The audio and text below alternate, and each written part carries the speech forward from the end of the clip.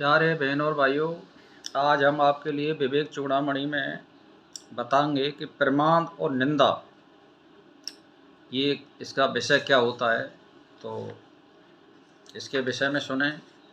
यदि तुम्हारा कर्म बंधन अभी शेष है तो इस प्रतीयमान दृश्य का लय करते हुए तथा बाहर भीतर से सावधान रहकर अपने सत्ता मात्र आनंद घन स्वरूप का चिंतन करते हुए काल क्षेप करो।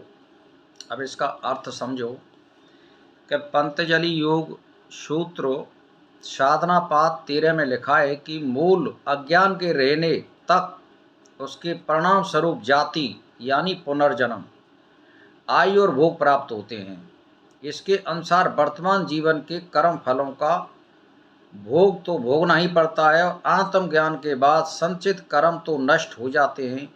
क्रियामाण कर्म वह संचित कर नहीं सकता, यानी वो कोई कर्म तो संचित कर नहीं सकता और जो वर्तमान जो कर्म का फल है वो भोगना पड़ता है आत्मज्ञान के बाद। अगर किसी को आत्मज्ञान हो जाता है या आत्म साक्षात्कार हो जाता है, उसके जो क्रियावान कर्म यानी प्रारब्ध भोग जो मिला है वो उसको भोगने पड़ते हैं और वो क्रियामाण यानी कर्म वह संचित नहीं करता है, किंतु पूर्व कर्मों के भोगने के लिए वर्तमान जीवन मिला है जिसे प्रारब्ध कहा जाता है।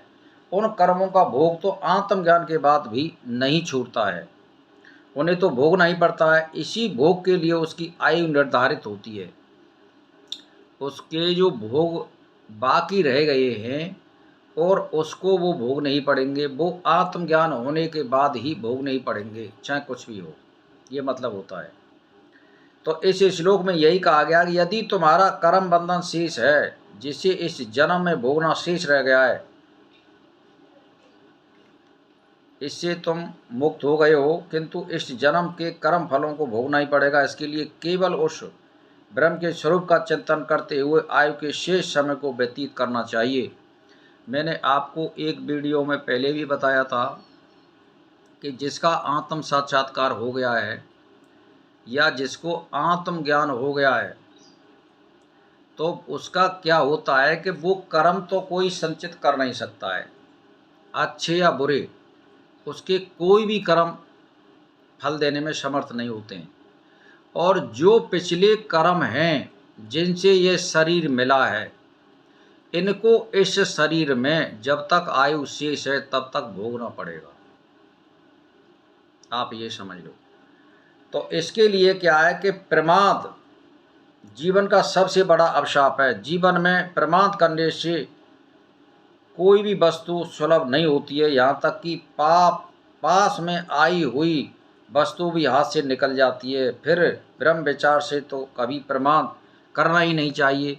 ये एक ऐसी प्रक्रिया है जो कई जन्मों तक चलती रहती है, तब कहीं इसका प्रभाव होता है। यदि इसमें प्रमाद किया जाए तो आत्म उपलब्धि में सैकड़ों जन्म लग जाते हैं। यानी जिसको आत्म उन्नति करनी है और जिसका आत्म साक्षात्कार हो गया, मैंने एक ही बात कही, जिंदगी परंत जब तक ये शरीर है तब तक आपको कर्म करते रहना चाहिए और परमात्मा से एक ही बात रहना मांगनी चाहिए कि हे परमात्मा, हे ईश्वर, मैं मेरी जो आत्मा इस बॉडी के अंदर है, तो कर्म करने हेतु मेरे शरीर को स्वस्थ रखिए।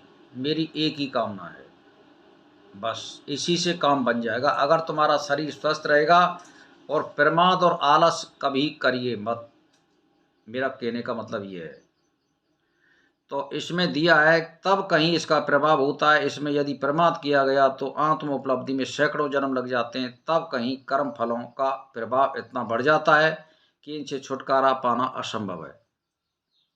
इसीलिए इस महत्वपूर्ण विषय पर कभी प्रमाद नहीं करना चाहिए, ऐसा भगवान संत कुमार जी का उपदेश है, जो ब्रह्मा के पुत्र थे।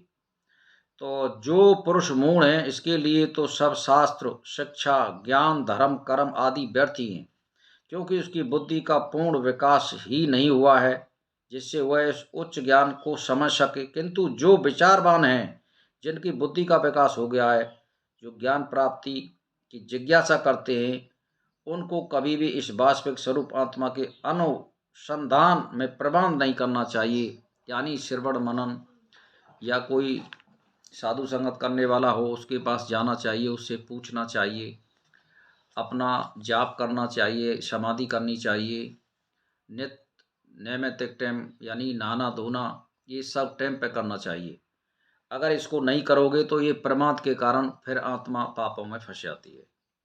इसीलिए उच्च ज्ञान को समझे, किंतु जो विचारवान है उसकी बुद्धि का विकास हो गया है और जो ज्ञान प्राप्ति की जिज्ञासा करते हैं उसको कभी भी अपने वास्तविक स्वरूप आत्मा का अनुसंधान प्रवाद नहीं करना चाहिए, आलस नहीं करना चाहिए, क्योंकि यही सबसे बड़ा अनर्थ है। क्योंकि इसी के प्रमाद से मोह अहंकार की वृद्धि होती है जो बंधन का कारण है। इसी बंधन के कारण उसे बार बार मृत्यु जन्म का कलेश भोगना पड़ता है। इसीलिए महर्षि पातंजलि के 5 कलेश बताएं: अविद्या, अस्मिता, राग, देश और अभिनिवेश, मरण भय। इन कलेशों का निवारण आत्मज्ञान के बिना नहीं हो सकता। इसीलिए इसमें प्रमाद करना महान अनर्थ है। इसीलिए भाई और बहनों, आपको कोई भी आलस नहीं करना चाहिए किसी भी चीज़ की प्राप्ति करने के लिए। तो आत्मज्ञान होने के बाद भी यदि मनुष्य विषयों की कामना करने लगता है अथवा विषयों का संग करता है तो उसकी बुद्धि आत्मा को भूलकर पुनः विषयों की ओर खिंच जाती है। इसीलिए ज्ञानी पुरुष को कभी भी पुनः विषयों का संग नहीं करना चाहिए। ये मतलब होता है जो आदमी ने जो स्थिति प्राप्त कर ली वो वहीं पर डटा रहे। तो भाई और बहनों, मेरा तो मतलब ये कहिए कि आप कहने का मतलब ये है कि अकेले रहने का आदत पाड़िए और विषयों से दूर रहिए और साधु संगत सज्जन पुरुषों का संग करिए, श्रवण मनन कीजिए, अच्छे ग्रंथों का अध्ययन कीजिए, जिससे आपको बहुत विशेष लाभ मिलेगा। बुरे लोगों की संगत मत करिए, नशेबाजी से दूर रहिए, जो मिल जाए उसमें संतुष्ट रहिए।